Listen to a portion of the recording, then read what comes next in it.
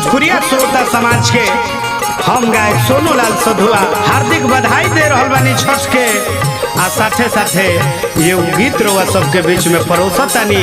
मेहरारू अपना पति से कहतानी कि जातानी तो याद पार के फल फूल ले ले आई सैया जी।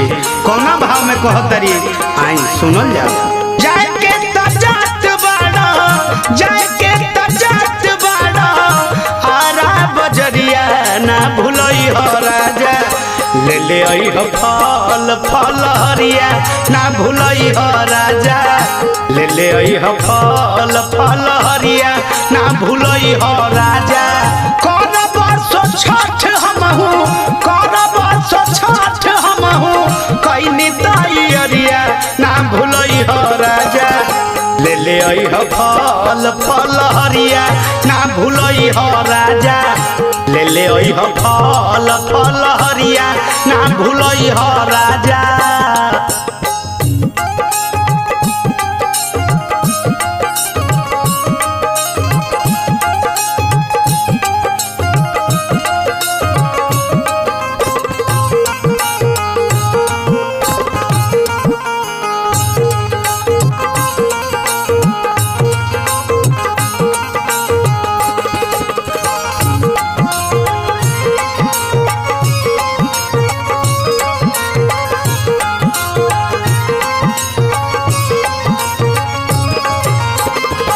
रही से सूती उठी कुछ नहीं कइला। मार्केट के बेरा भइल तब आउ जइला।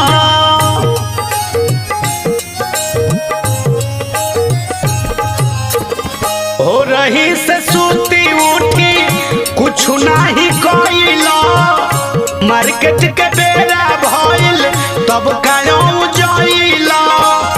पर्ची पे लिखला लइहा, पर्ची पे लिखला लइहा, पनवा सुपरिया ना भूलइल हो राजा। ले ले आई हो फल फल हरिया ना भूलई हो राजा। ले ले आई हो फल फल हरिया ना भूलई हो पिया।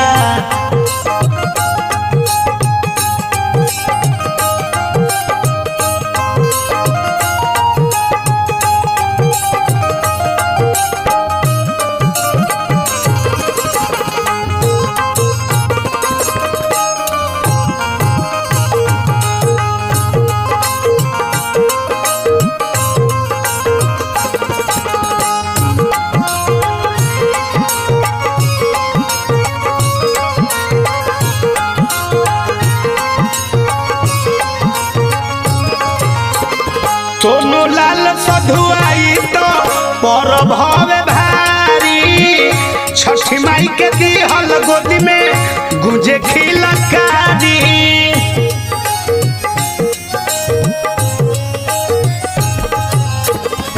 होला रंगीलाई तो पर भवे भारी। छठी माई के दिहल गोदी में गुजे खिलकारी। और घटियाई कतनो, और घटियाई कतनो, वही शीतलहरिया ना भूलई हो राजा। ले ले आई हो फल फल हरिया ना भूलई हो राजा। ले ले आई हो फल फल हरिया ना भूलई हो राजा।